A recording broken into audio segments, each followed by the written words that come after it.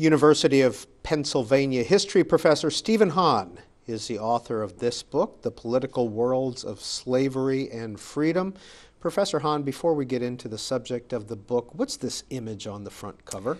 That's a very good question, and the answer is I have no idea. That the editor, the press, proposes, they thought it was a very eye-catching image. When I showed it to friends and colleagues, they had no idea what it meant. It doesn't clearly relate to any themes in the book, but I think they were interested in selling books, and that's how they chose it. I think it is a really interesting photograph, and I think it speaks to sort of complex connections within African American communities that involve gender as well as power. But beyond that, I don't know.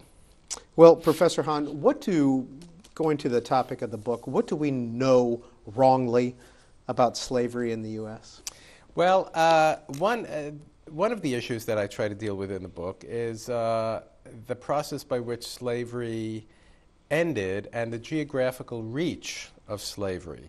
I think the view that tends to be handed down is, by the 19th century certainly, of a country neatly divided between the so-called free states and the so-called slave states, and of course the Civil War growing out of that conflict. My issue is not whether slavery is at the root of the Civil War, which it certainly was. But what interested me was the relationship between the early emancipation of slaves in the northern states and the later emancipation of slaves, much larger in scale, in the southern states. Slavery was legal in all of the British colonies and in all of North America at the end of the 18th century. And gradually, northern states, northeast and mid-Atlantic states began to abolish slavery. But I learned that this was a gradual process, that it took a long time, that what we've discovered is that there were slaves in New Jersey in 1860. And most of the states that abolished slavery between, say, 1780 and 1804, which is the period we customarily look at, had to do it again later in the 19th century because there was so much ambiguity as to what the road from slavery to freedom was. So thinking about that, I try to then step back and say, well, if this is the case, what does this mean for how we should understand the course of emancipation in the United States and the notion of sectionalism between freedom and slavery that organizes our understanding of American political history? So I end up arguing in one of the essays in the book that slavery is national, that communities of runaway slaves should be understood as what we call maroons, fugitive slave communities, and that the links between people of African descent in what we call the northern states and slaves in the southern states are important circuits of communication and activity that we should pay more attention to.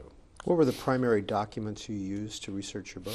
Well, I was using a lot of different things. I was using narratives that were written by slaves who so-called ran away to freedom. And one of the things that struck me is that although we tend to think about the Mason-Dixon line or the Ohio River as the Great Divide, and once you got to the other side, you were so-called free, historians of slavery like myself tended in our work to focus on the first half of the narratives, which is the experience of enslavement in the South, that when you got to the other side, a very powerful theme was the gray areas of freedom and how precarious life was in the so-called free states, and how many runaways felt the need to either go to Canada or to go to Britain because there was no way of really achieving freedom because of the fugitive slave laws. And so these were really important. Looking at the emancipation statutes that were passed by individual states and recognizing that basically they didn't free anybody, with rare exception. They only freed the children of slaves, and only when they became adults, depending on the age and gender and the state in each particular case. And then the very gray areas when courts seemed to be okay with former slaves then being indentured. So some people who had been enslaved, who then were liberated by these emancipation statutes, ended up signing multi-year, if not lifelong, indentures. Somehow the courts thought that was okay for a while. And also the fact that there was hiring of slaves. Say someone who was a slave in Kentucky might be hired in Pennsylvania, where slavery had been abolished. Now, the law would often allow a slave to remain within that state for a specified period of time, all of which is to say that the line between slavery and freedom in the United States was kind of indistinct, and that even as late as the election of 1860, although Lincoln, I think very powerfully, and the Republican Party very powerfully, tried to make a case for sectionalism, I think it's more of a political construction than a reflection of direct reality. Well, we talk a lot today about red states and blue states, but there are a lot of conservatives in California and a lot of liberals Absolutely. in Texas. Mm-hmm. Was it the same with slavery? Was there a lot of sympathy toward the institution of slavery in the North? I think that more to the point is that the Democratic Party was probably up to the election of 1860, during the period of popular elections for national office, was the majority party in the United States.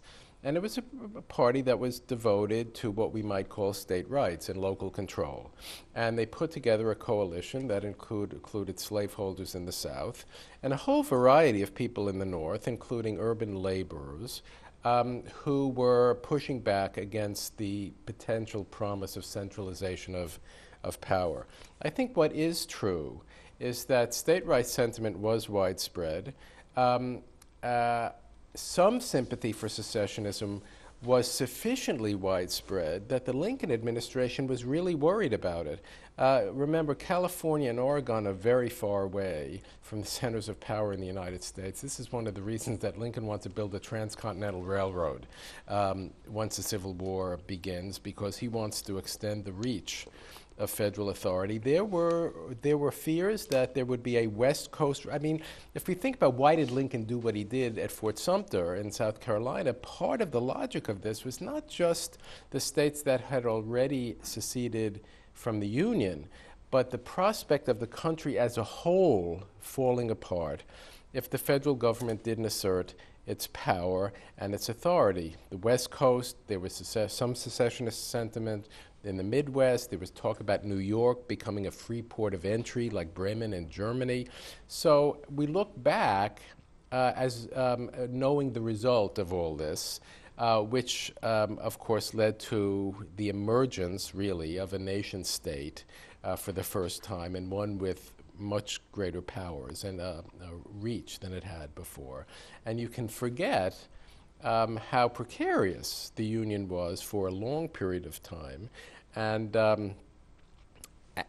but I think it's also important to recognize, and this is about state rights and slavery in terms of the Civil War, there was a broad state rights sentiment, but the only states that seceded from the Union were slave states. And I don't think that's insignificant, too. So I think there's no way of understanding secession and state rights outside of the slavery question. Professor Hahn, 1863, the Emancipation Proclamation, did it put an end to all the discussion and any existing remnants of slavery? It didn't. It was a very, very important moment because the United States, the Lincoln administration, exercising his power as commander-in-chief, it's a war measure, abolishes slavery without compensation to owners. This is new. The northern states abolished slavery gradually because they were addressing the issue of compensation. Slaves were property. How do you abolish property rights?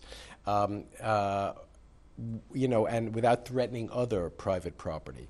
So they abolished slavery without compensation, and they dropped colonization, which had been central to emancipationist discourse from Thomas Jefferson to Abraham Lincoln, and they provided for the military recruitment of people of African descent, both of whom who were slaves and who were not slaves. This also was a break because African Americans were not allowed to serve either in the United States Army